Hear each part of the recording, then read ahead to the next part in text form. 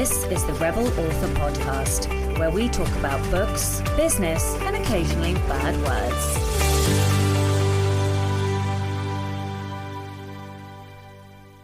Hello Rebels, and welcome to episode 290 of the Rebel Author Podcast. Today I'm talking to Lori Puma all about why good writers get stuck and how to break through.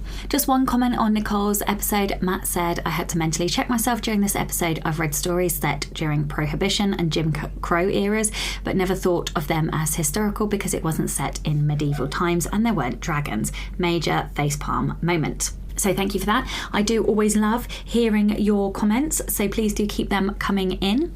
So in personal news and updates, it is the school holidays this week and it will be next week as well. So a little bit of chaos and carnage. We had a lovely family trip to York the last couple of days. So I came back and this morning I had to go to the warehouse, and what I thought was going to take me about 90 minutes took me almost 4 hours. It is unbelievable how much there is to do if you let it kind of lapse even for a couple of days. So I will be very, very glad when my new team member starts on Monday next week. So actually, as this airs, I will already have my new team member in, and oh my goodness me, I cannot wait. I really cannot wait to be able to take a step back. So I think last time I recorded this, I had already finished the novella. So since last week, I have been working on the outline for Architecti. I'm pretty much there, I would say. It is amazing how once you have headspace, story comes to you. It's ridiculous. I know that every single time I finish a book, I'm like, well, that's it. I'm never going to be able to do it again. But clearly I can. It's just a process that we have to go through. I have started working on the annual lessons learnt episode. I'm very excited to share that with you. So that will, I think I record it the last week of the month and it probably goes out the first week of May. I'm not quite sure. I'd have to look at the calendar, but yeah, I'm really looking forward to that one. And as I was saying, working on the Architecti outline. So I do this weird thing where I actually have already written some words. I've got lots and lots of like flash fiction quotes where I'm like exploring voices, and I have bits of outline here, there and everywhere. So I have had to wrangle this one quite a lot. I've got probably 4 times the amount of notes and sort of thoughts in a notebook than I do normally. So that has been quite interesting to kind of see how fractured and unfocused I was over the last few months whilst I was trying to outline this in the background, and also how quickly I've been able to pull it together since then. Now, I'm saying that my outline is like cohesive, but it's still in my brain. So that is the task for the next couple of weeks whilst the kid is on the school holidays, is to actually translate what is in my brain into a plotter or whatever, however I'm going to create the outline. Now, the outline is in like skeleton form at the moment, and I just need to get it like properly into, you know, a couple of paragraphs per chapter or per scene really. And the other thing that I would like to do is to get the second book, so this one is a duet, and I would like to get the second book at least sort of fully like skeletoned as an outline. I always feel like it's a spine whilst it's in my brain, and then once I get it on the page, it's fully fleshed out. Look, we're not talking about thousands and thousands of words of outline. We're talking, you know, maybe 2,000 words of outline. That's about what I get, I would say. We are waiting for Kickstarter to finalise, I think, in the end. So when we first finalised, we had about £13,000 in dropped backers. I think it was about 80 dropped backers, and I believe it, or errand they call it, and now that it has finalised, I think it's finalised on Kickstarter around 23, but actually it's slightly less than that because we've sorted some out outside of Kickstarter, so maybe around 20 dropped pledges, which for a campaign the size that it is unbelievable. I'm incredibly pleased with that. That's absolutely fantastic. So whilst we have another week, I think the payout will be next week, towards the end of next week, so then we'll be able to move into the fulfillment stage, ordering all of the books. We're finalising files at the moment. We have also placed an order for standard books because much to my surprise, we only have 4.5 weeks left of stock in the unit, which is just shocking to me. I can't believe we've gone through that much stock already.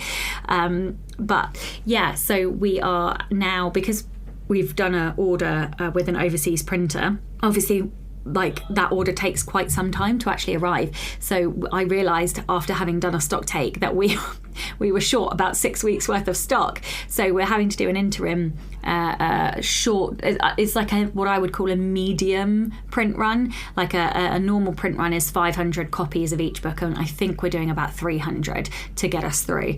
So yeah, we did find a short run printer that would do that at that level, because normally they all require 500 or more. I feel like finally, slowly but surely, I am calming down. I feel like things are easing. We got through the end of the tax year. That was chaos and carnage. But yeah, I am definitely feeling better in my brain. Rebel of the Week this week is Carey. Carey says, my dad never would have called himself a rebel, but he sure as hell was. Every few months he'd latch on to a new obsession: woodworking, moving to Florida Keys to run a food truck, even scribbling ideas for a memoir. He knew 20th century military history like the back of his hand. He was a Vietnam vet after all, and had a resume that included chef, truck driver, police officer, paramedic, Catholic deacon, and bar owner. Plus, he was a husband, dad of 2, and papa to a bunch of little rebels.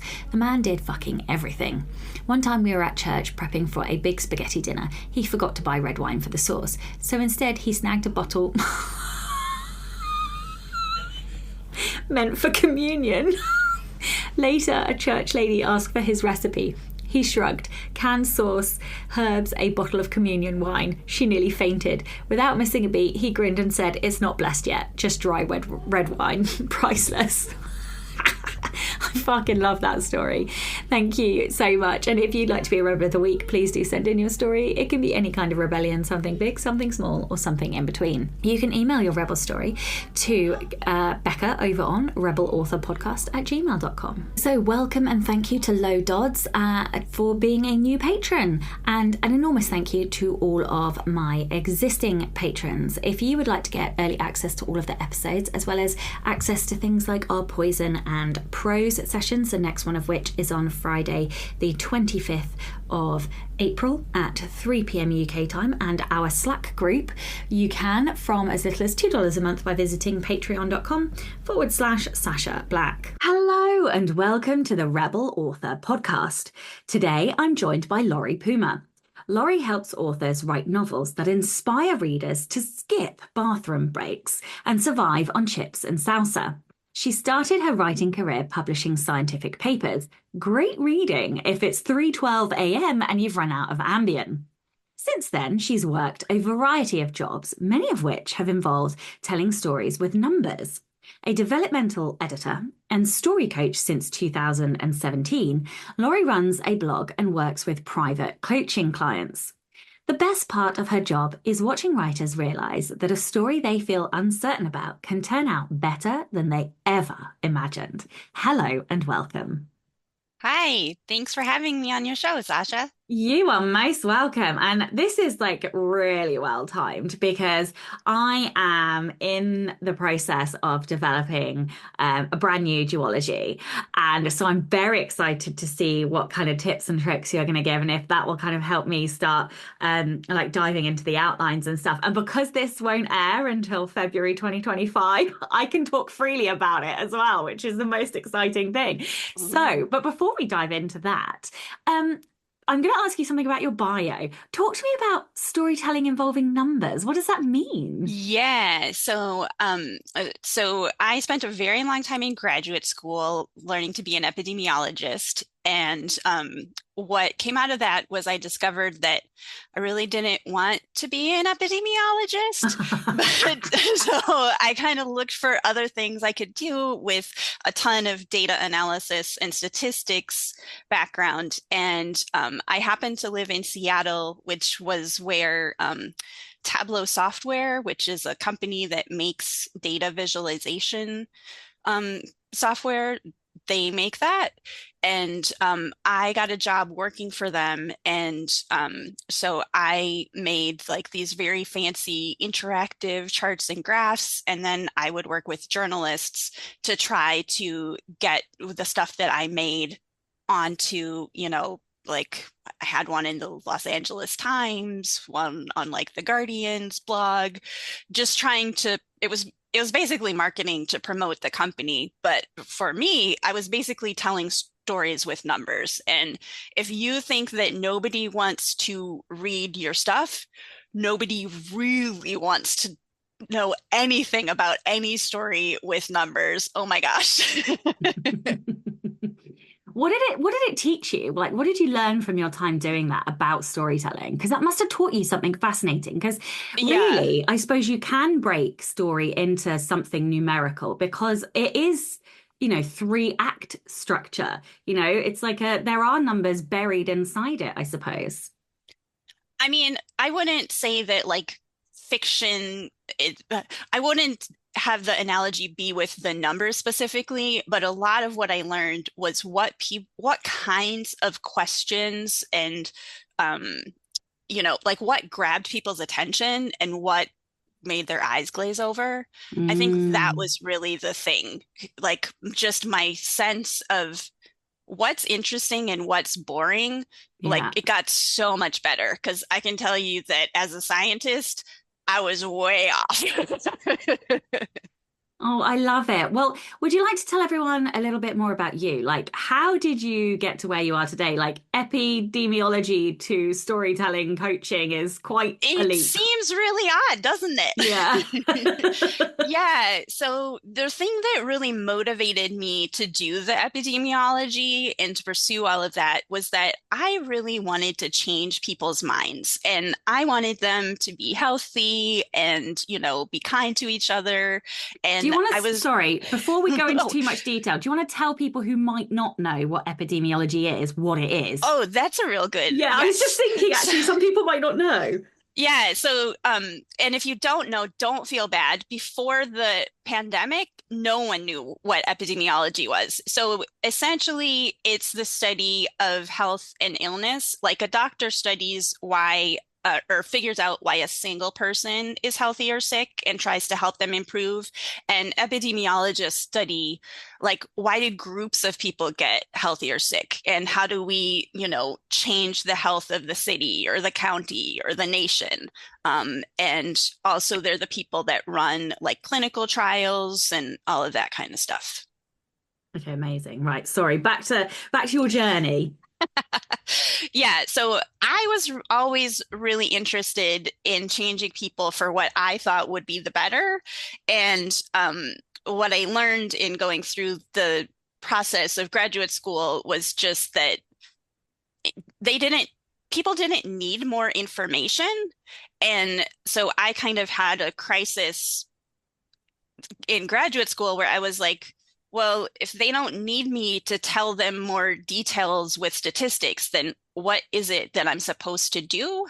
And, it's been kind of a long journey. And now I'm like, oh, one of the things that I've learned along it is that actually a lot of people, like culture, is a very important part of what shapes people's views of the world. And I was like, well, that is something that I could do. And it would be way more fun than, dealing with I mean, I love spreadsheets and databases, but it also gets kind of lonely. And working with fiction writers is way more fun. Amazing. So, talk to me about what you do. Like, what is it you do, and how do you change writers' minds? What are the most common things you try to change their mind about? Well, I'm not really so much interested in changing the minds of the writers. I'm more interested in helping them tell the stories that get messages out. Like Hmm. a lot of people that come to me, they come to me because they're writing a story. I had one writer who she set a thriller at a nursing home or assisted living home. I don't remember what you UK folks Yeah. Yeah. call care Nursing home. home. Yeah. Yeah. So because she had had an experience where, one of her relatives was in there and she was like, it was so sad. And I just want us to be like more kind and more thoughtful about all the people that are living in these circumstances. And like what I want to do is help everybody be more effective in telling stories that really promote those kinds of messages. Okay. That's how it all comes together. Okay. What do you think? So you mentioned that people come to you. What are the reasons people come to you? Like, is it because they're stuck in their manuscripts? Like, is there a common stuck that you experience? Like, what are kind of the most common roadblocks you see with writers? Yeah, so for me specifically, I get a lot of people because they hear about my data background and I've done a lot of sort of like project management types of stuff. So I get a lot of people that are stuck on they're in a new genre and they're like my process isn't working and I'm stuck in the middle. Or first timers who are like, I have a thing that's maybe 100,000 words and I don't know what to do next. So I definitely get those kinds of folks. And I'm just kind of starting to transition to getting more people that are like, okay, my writing is decent, but I really want to take it to the next level. So those are kind of the stuck points that are good matches for me. Okay, so how do you help people? Like when they're stuck like that, let's talk about the midpoint one because I think that's one that a lot of people can connect with, like getting stuck in the messy middle or the what they call it, the saggy middle or something or other. Soggy middle. Yes, it has Yeah, all kinds of names. yeah. Why do you think so many people get stuck there? Yeah, so I kind of break it down into four categories, and specifically for getting stuck in the middle, it's usually one of the two that are the problem, which it might be one them on their own or um, both of them together. So the first category is there's something off with their main conflict, or we could also call it the premise or the log line, and essentially it's like that they haven't really boiled the essence of their story down into like a single cohesive concept. And it might be something where like they've got a main conflict, but it's like it's kind of vague or maybe a little bit fuzzy, or it's just not matched to the word count that they're um trying to get to. So like my job is to identify that and help kind of figure out like, okay, how do we turn this into something that's really juicy and exciting and that's a good match for the word count that they have. So that's the first category. And then the second category is what I like to call the behind the scenes story or the invisible story. And that is really, have you developed the characters and the world and really the relationships between all of your characters so that you've got enough conflict to create, a variety of plot twists, plenty of conflict for the length of the story that you're telling. So do you recommend that people start with some kind of log line then? Um, so everybody writes has a different brain that works in different ways. And like some people need to write 100,000 words before they're ready to write the log line. What I Mhm. do recommend is that before you write or before you hire like an editor or something like that, you should try to write the log line. So you might have already written tons of stuff, or you might be somebody that does more, sort of planning work. ahead of time before the actual writing, like you can still be you and do that. But any editor that is good, any developmental editor is going to look for like what is this story really about, and can we boil it down? Okay, so I struggle a little bit with like what is a log line versus what is a hook. So I'm going to tell you mine because I have started with one. So mine is kind of more hooky, I think, than log line, but it's only because like I'm still very much in the fleshing out stage. So never make a deal with the devil, and if you do, don't fall in love with his daughter. So that's my yes. Oh.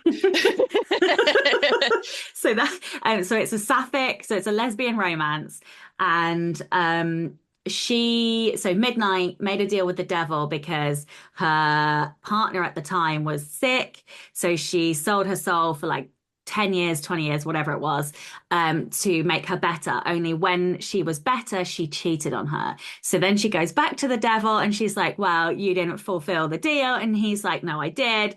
I made her better. Like the trivialities of human hearts has nothing to do with me. What she did afterwards, nothing to do with me. So her whole mission is to become powerful enough to either take the devil down or find a way out of the bargain. Except, so she kind of goes to this academy to study. Only when she does, she gets there and she falls in love with a girl called Lucy. I love it. I'm still like, so I don't know, like, is that more of a hook than a tagline? Because it feels more hooky than a log line, but I don't know, like, what makes a good log line?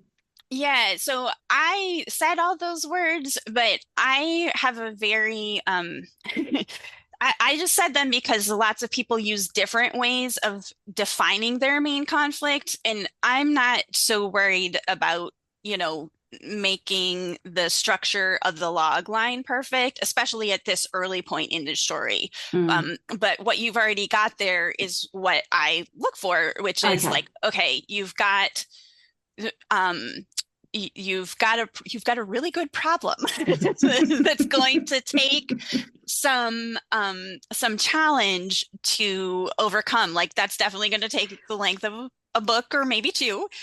So I'm thinking duology purely because I've got an idea for a killer cliffhanger. But the way that I always look at it, I'm like, if I need to come up with a problem that's good enough that I don't know how to solve it. Yes, that is a really wonderful way to do it. Like so much of really good fiction comes of setting yourself up with things that you don't know how you're going to do it. Because if you don't know, then you're going to be so much more likely to surprise your readers, because first you have to surprise yourself. Yeah, exactly. So at the moment, the point I mean, I will know before I start writing, but at the point that I'm at, I haven't got a clue what I'm gonna do. I'm like, this is a really big problem. I have no idea how to solve it. Yes. Okay. So we've talked a little bit about the common reasons why, like, or the whats of what they're getting stuck at. But what's at the root of their frustration? How do you start getting somebody unstuck? You've talked a little bit about them needing more conflict and stuff, but how do you help writers to find more conflict? So, like, I know there's still a missing piece of conflict for me, like between the two characters, right? And I was just going to point that out. Yeah. So I know that. So there's great conflict between the devil and Midnight, but not so much between Lucy and Midnight. So yeah, help me out. How do I do that? Let's do this live for listeners. Yeah. Oh, okay. Yeah. So, I mean, okay, so you've got a romance. So the thing, so you, and, you've also got a third party. So you've got the devil who's like the third party antagonist, but in a romance, both of the romantic heroes generally also serve as the chief antagonist to each other. And the things that I'm curious about with both so Lucy was one of your characters, and that's the daughter. That's the daughter, and then I don't think you told me the other one's name. Midnight is the protagonist. Lucy is the love interest, and then the devil, who is still nameless. Well, probably Lucifer, to be honest, but I mean, whatever. We can call him. Let's call him Lucifer. Or Lucifer. Luke, yes. Yeah, whatever. Okay, so the other thing in a romance that's really big is that like both of the characters have like some kind of inner flaw that they Mm. overcome. And so I'm not sure what Midnight's like what it what mistaken belief about the world she has that she's going to need to overcome in this story. I think Um, that will go back to her ex. So I don't know. We're literally doing this live. So we might not come up with a solution, listeners, but this is fun, right? People see how brains work live on the fly. So I don't know. I think it has to be that, something like everybody cheats, love isn't real, like completely burnt, like you should never give up anything for love because, they all ruin you. They all, I don't know, something. It's got to be that wound of her giving up everything for the love of her life, well, or the love that she had at that point, and then it being thrown in her face, I think has to create some kind of wound. So that's a really good point. And the funny thing is, so I have do you know Clifton Strengths? Have you ever heard of it? oh yeah, Yeah. Oh, do you know yes, your strengths? I do indeed know my strengths. Listeners are going to be rolling their eyes because I'm obsessed with strengths. What are Yeah, your so strengths? my top one is our strategy, Hmm. learner, focus, responsibility, and I can't remember the name, but it's one that means that I do really well with forming one-on-one like Relator? relationships. Relator, Yes. yes. Okay, cool. So I am competition, achiever, strategic, learner, significance. So those are my top five. But anyway, what I was going to say is I have a strengths coach who is high analytical and she's incredible at story structure. And she is always like, you never build enough context. And so then I get like 20K in and I'm like, fuck, as I have to go back, rewrite the beginning because I have to weave in all the context. So this time she is determined to make sure I do not start writing until I have enough context. And it's this, like, I love that you've just picked this out like 3 seconds into talking to me. And I'm like, oh my God, come on. So yeah, I love Yep. that. Yeah. Yeah. Okay, so I lost the thread. So you were telling me, so we were talking about character arcs. So it Yeah. sounds like Midnight, she's going to have sort of trust and, she was all in this thing that then backfired on her. So I think Yeah. she's probably going to be pretty wary of Yeah, never anything going trusting forward. people. Yeah, exactly. So that would probably make for quite a good found family, maybe. She's probably quite isolated, not got a lot of friends, like cold, won't connect with anybody. Um, yeah. Okay, cool. Um, all right, so I need to go away and think about flaws, but also think, oh, that's what we were talking about, creating relational conflict between the love interests. So Yes. I So need to we find a talked way. about Midnight, and now you also need to find in Lucy not only something for her to learn, but it needs to be something that is going to help catalyze the change for Midnight because they need to be I'm making a little thing with I've got both of my hands together linked together, right? We want it all to be braided together. Yeah, no, I love that. And using that word catalyzing. So like the lesson that Lucy learns catalyzes the lesson that Midnight learns. Oh, that is absolute gold dust. I absolutely love that. That's such a good way of looking at it. Um, okay. Ah, this is amazing already.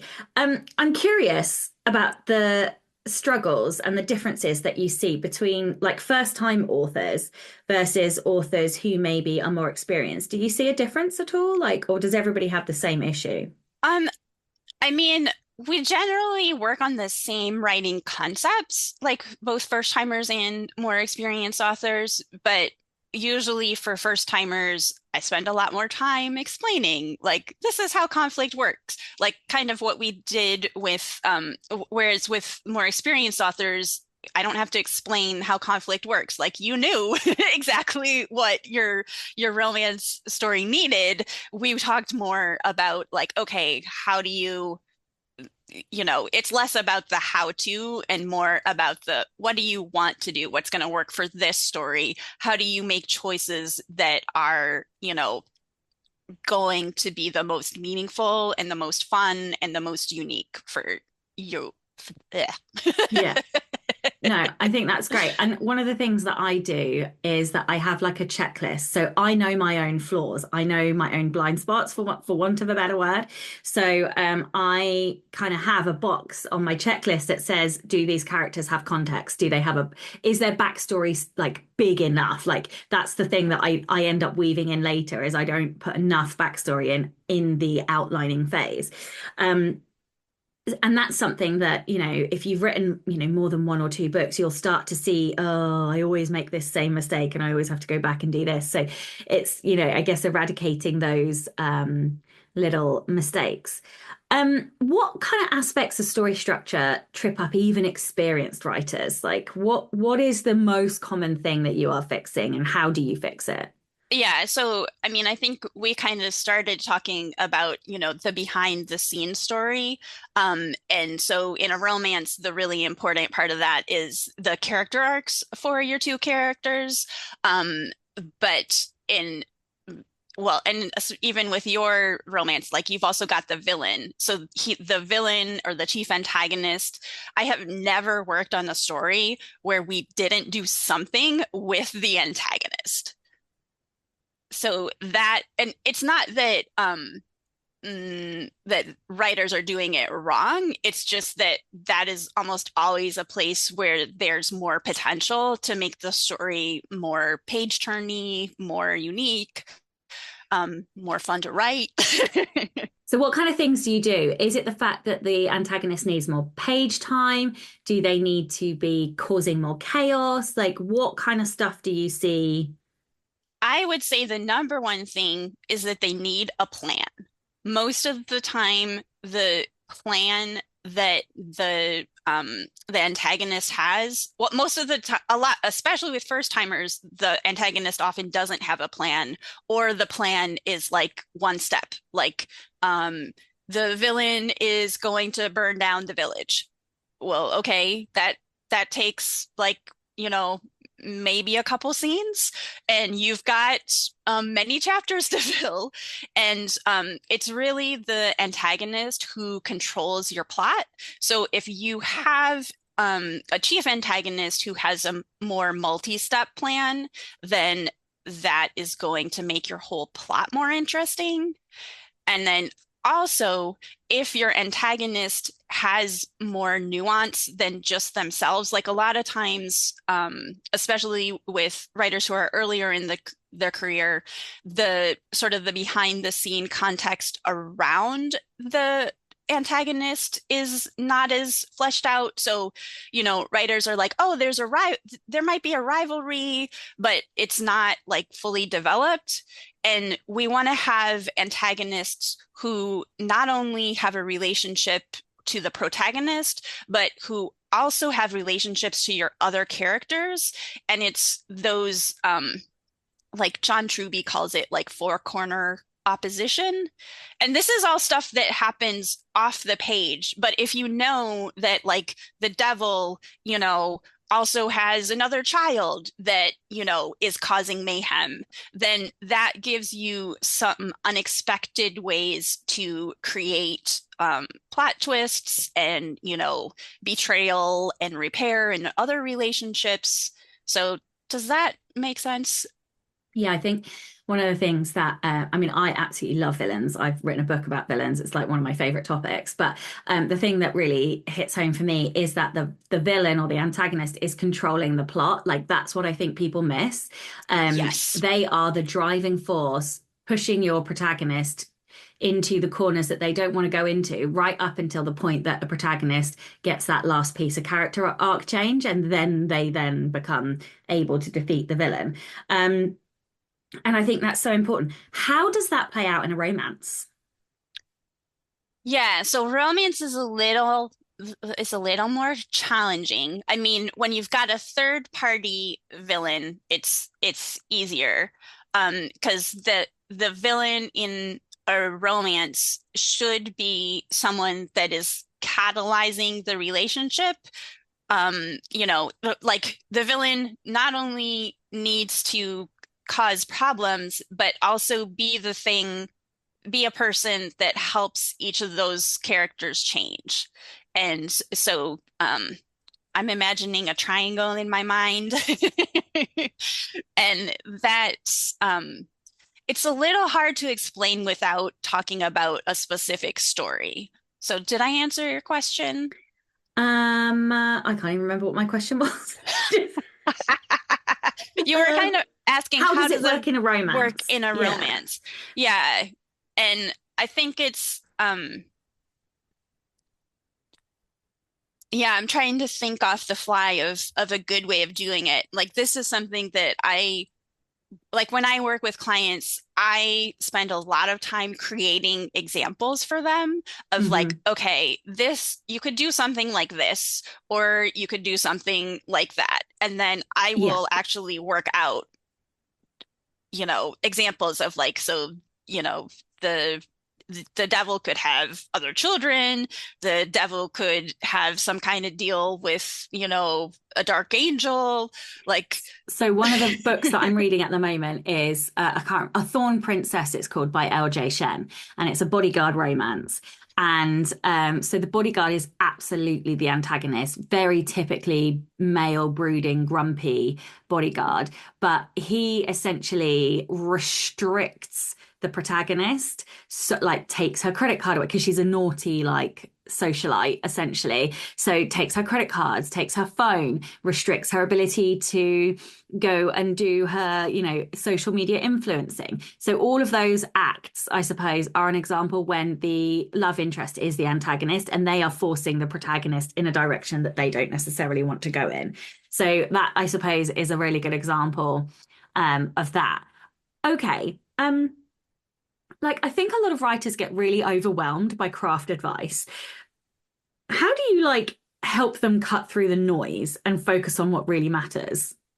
yeah, so I love this question because there's so much writing advice, and I don't remember if I put this in what I send over to you guys, but what I'm talking about today, part of it came from my experience working as an editor, and part of it came because I was like, I have a really odd background. I don't have a background in English. I was a scientist, so I went through and read close to 70 craft books, and I'm just like, there's so much out there. And the thing that I would encourage anyone to do before you take any advice is think about, where did that advice come from? Who was it meant for? And why was it given? Because a lot of the advice out there doesn't apply to you or your story. Excuse me. Yeah, no, I completely agree. Um, there are so many loud voices that we can't help but hear, and then we think that that's the only way that things work. Yeah, and I mean specifically, like there's some genres, like romance specifically, I think is a genre that often, the advice from sort of the people that say they're for everybody, they often don't think about romance or, stories with dual protagonists, or like one thing on the scene level is that, a general writing expert will tell you you never want to have a lot of two-person scenes. But that's the exact opposite of what you do in a romance, right? Most of the romance is going to be your two romantic heroes together, and a lot of times they're going to be alone. So just that's one specific example from sort of like the genre standpoint. And then also, like, a lot of advice doesn't really allow for people to have brains that work in different ways. Like some people need to know exactly where they're going and they need tons of structure. And other people, like when they look at all that structure, their brains are like, uh, what is it that you want me to do? I don't want to do this anymore. It's not any fun anymore. And like, you should be allowed to be yourself. You know, it's, What? yeah. Yeah, sorry. What's the biggest like misconception you think writers have about what actually makes a story work? I would say understanding conflict and recognizing what's going to make that conflict better. So talk to me more about that. Like, what put it into I don't know, put it into context, I suppose. Yeah. So, a lot of, especially newer writers are like, oh, well, there's fights and there's arguments, so I have conflict. But that's not meaningful conflict. A meaningful conflict, it requires that your character has a goal or they have some kind of intention, something that they're striving towards. And what conflict is it is resistance that they encounter when they're trying to reach that goal or, um, act on that intention. That conflict is not like you can have a fist fight and it's not meaningful conflict. Oh, you've just given me such a good idea. So, oh my God, I'm oh, fuck it, I'm just gonna tell you. So, what the way that my world, so I'm so excited. I love it. Okay, so have you ever heard of the Tower of Babel story? Yes, I have heard of this. Okay, so humans in this is a biblical story. Humans built a tower to go up to heaven, and at the time they all spoke one language. God kind of saw this as like a hedonistic venture, so confounded language made everybody speak loads of different languages, and so they weren't able to build the tower anymore. And so what I'm doing is having an inverted tower. Instead of up to heaven, it's down to the underworld, which is where the devil comes in, right? And why this particular academy. Except my whole universe. So I now have two other series in this world, and all of the magic comes from mansions and properties. So that is the source of it. Yeah, right. Cool. So, but what I haven't done is have a sentient property. So what I'm thinking is that in like one of the rules is never go down to the basement because the basement is like the connection to the underworld. Except what if so the way that I've set it up is that magic is kind of on the fritz there, and the souls kind of go through the basement. Except what if midnight is encouraging the property to kind of eat the souls itself to kind of build its magic so that she becomes more powerful enough to beat the devil, and Lucy's been sent there to figure out what's happening to return the magic back to the underworld. So then they are in direct conflict with each other. Oh, yeah, that's Right? perfect. Yeah. Mhm. So that literally came from what you were saying. Sorry, my chair is like falling apart. That came from what you were saying about the fact that they need to be in kind of direct opposition to each other. So that is a direct, like one's trying to, get the souls away. And also that makes them very morally dubious doing that, feeding them to the property. And the other one's there trying to fix the souls. Oh, love it.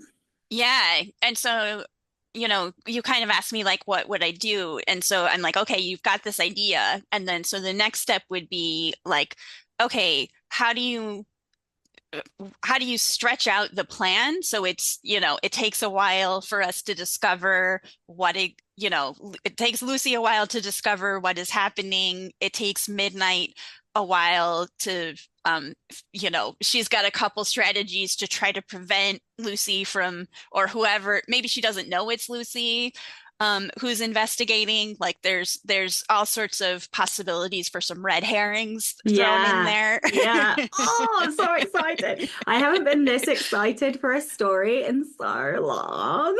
Well, I have. I'm This, excited about every story I write. That's a complete lie. But like, when you're in that new, fresh, like building energy and you just get so buzzed over it. Um, yes. I love this. I love this. Okay. Although I may have to push it out slightly further. Not loads of spoilers now all over the bloody internet. Okay, right. Romance writers often struggle with pacing, and that kind of plays into this is a great segue for what you were just talking about in terms of like stretching it out.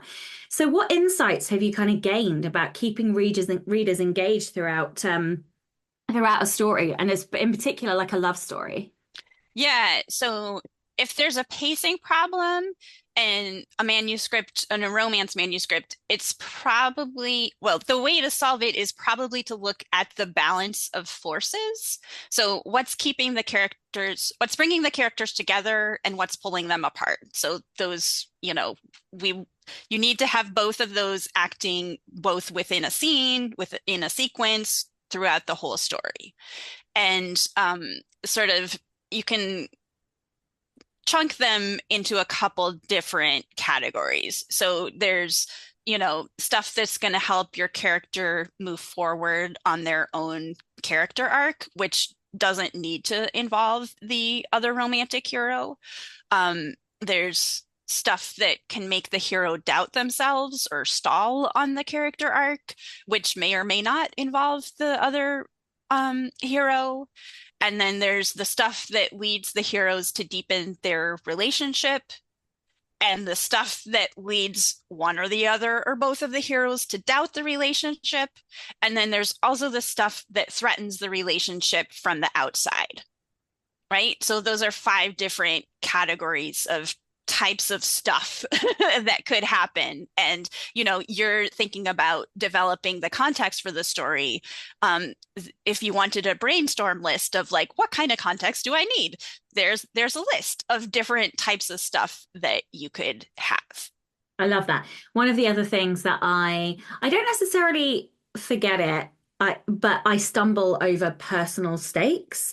Like or it's more that like I have to refine and clarify what are the personal stakes, what are the personal stakes. What does that look like? Like how do writers kind of ensure that this personal stakes are high enough? Yeah, so stakes is always about what is the character risking, or like another way to say it is like what would they lose if they fail to reach their goal? Um, so does that, yeah, I'm kind of curious about how do you think about it if this is something that you find really challenging?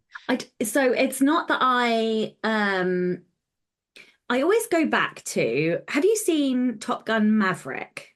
I haven't, Oh, but I okay. have seen the first one many times. Yeah, right. Well, Maverick, like I always think you should never go back and redo, like never do a sequel unless it was planned. Don't do the movie sequel. This is the one exception to that because it is phenomenal at raising the stakes. So it's less like I can tell you, well, if Midnight doesn't, find a way out of the bargain or a way to beat the devil, she's going to lose her soul, right? So that's pretty high stake. But what Maverick does is it continues to raise the stakes. Like when you think it can't possibly get any more dangerous, any more, you can't have any more at risk. They manage to raise the stakes again. And so for me, it's like, how do we do that in fiction? Like my number one strength is competition, right? So for me, like that's where the catnip of story is. Like keep raising the stakes, raise the stakes. It's like, yeah. So I don't know that it's necessarily that I struggle with it. It's that I'm constantly wanting to up the ante. Yeah. Yeah. So there's 2 ways to raise the stakes. One is that you can have more people affected. And the other is that you can have the people affected be closer to your protagonist, right? And that's really from I was thinking about sort of more like action-oriented stories in saying that.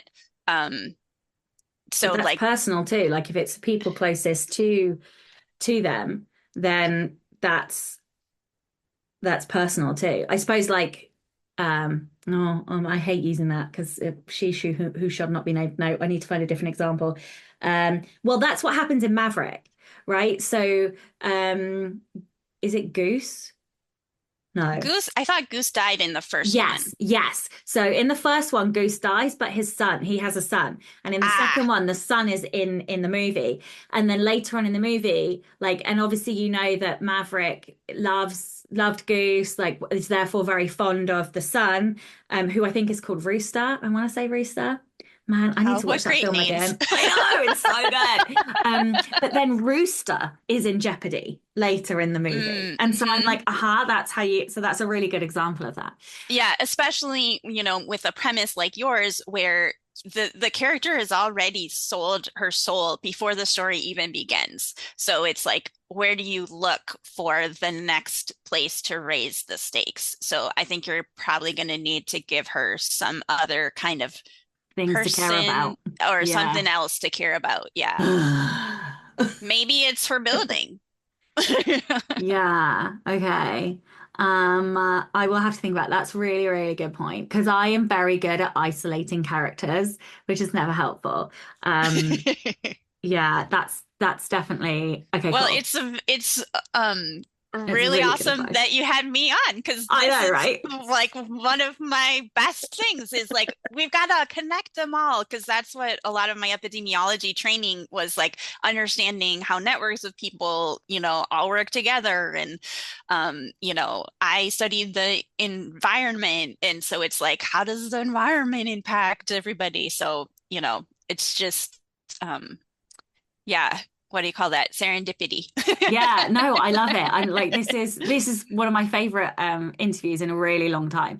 And I didn't even realize it's so much one of my favorites. I didn't even realize that we're almost at the end. So, one last question before I ask you the ultimate podcast question. A story feels flat. Why? And what do we do about it? Yes. Yes. I had notes on this one because you, Okay. yeah. So, I mean, we've kind of talked a lot about, that it, the context being missing. So that means the behind the scenes story is missing something that often can make it feel flat. But another way that things can kind of feel flat is when the different parts of the story aren't working together as well as they should. So they're kind of giving mixed messages. And I did come up with an example for this one because I think it's much easier to understand. So let's say that you've got, you know, the author wants the character arc to be the protagonist learns to stand up for herself, right? So that's the character arc. And then the scene level conflict is all about the protagonist being part of a team that is working towards some goal. And then the chief antagonist forces the protagonist to confront her past. So those are kind of three different things, and we're getting three different messages about what is the most important thing in this story. And these pieces can all go together, but at the moment they're mismatched. And what we want them to do is to all work together to kind of reinforce each other. So if we wanted to get all of them together, and we want the message to be about learning to stand up for yourself, then maybe the scene level conflict is about working on a team where somebody else is dominating and our protagonist needs to learn up to speak. She needs to learn to speak up and advocate for herself and her friends in that specific context. Right. And then the chief antagonist could be using the protagonist's past to try to prevent her from standing up for herself. And that's something that threatens her ability to work on a team. So all of those elements are really working together to reinforce that this is a story about learning to stand up for yourself. They're not trying to give us, it's not like we're going to stand up for ourselves and we're going to be on a team and we're going to overcome our traumatic past, like we want it all to, I'm making the linked fingers thing again. Cohesive and focused. Cohesive and focused. Yeah. Exactly. Yeah. Okay. Amazing. Okay. This is the Rebel Author Podcast. So tell everyone about a time you unleashed your inner rebel. Yes. So I want to give you a little bit of background for my rebel story. So I grew up in a family where my parents were super judgy. And like, I remember us driving down the street one day and we passed this woman who had like a blue mohawk. And my parents were like, can you believe that person with that blue hair? What will her mother think? And all this stuff. And secretly, I was always like, I think that blue hair is amazing. And in 2013, I got my hair cut by a really cool stylist who had a rainbow mohawk. Oh my And gosh. I asked her a bunch of questions and we really connected. And I was like, I've always wanted to have like really colorful hair. So a month or two later, I went back and dyed my hair purple. Um, which was very fun. And that began an entire year where I turned my hair into an art project. Oh my God. What did your parents think? They were mostly like kind of stunned. Like I had purple hair, I had pink and purple stripes. Oh my I God, that's had amazing. a sunrise hair, and the sunrise hair was really cool. It was like yellow at the crown of my head, and then orange as you kind of moved down towards my neck, and then red, and then deep red. So it was kind of like a sunrise. Oh my And God, that's amazing. it was something where like I was walking down the sidewalk one day and somebody in a truck like rolled down his window so he could shout, "Your hair is so badass." And I was just like, this is good hair. That was amazing. Oh my goodness me. I absolutely bloody love that rebellion. Oh, I have genuinely absolutely loved talking to you. Thank you so, so much for your time today. Would you like to tell everyone where they can find out more about you, your services, like anything you want to add? Sure. So the best place to look for me online is loripuma.com, my website, and I'm most active with my email list. I often respond to individual messages. Um, and so and I often share stuff first with my email list. So if you like the stuff that I said, I would love to have you there. You can get on my list by taking one of my genre quizzes, or there's a specific page for my email list.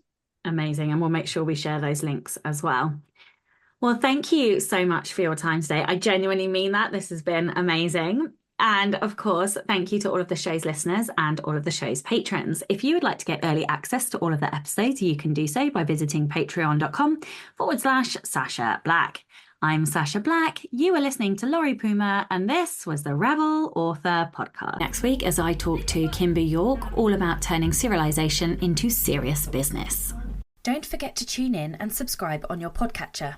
And when you have a moment, please leave a review.